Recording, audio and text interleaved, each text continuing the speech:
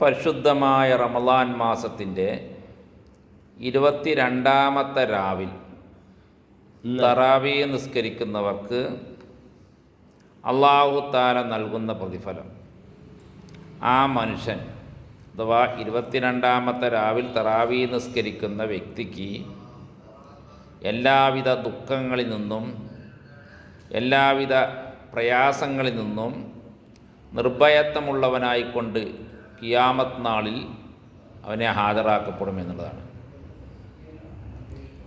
മഹ്ശറയിൽ ഹാജരാക്കപ്പെടുമ്പോൾ 22ാമത്തെ രാവിൽ തറാവീഹ് നിസ്കരിച്ച വ്യക്തിക്ക് യാതൊരു ദുഃഖവുമില്ല, ഒരു പ്രയാസവുമില്ല.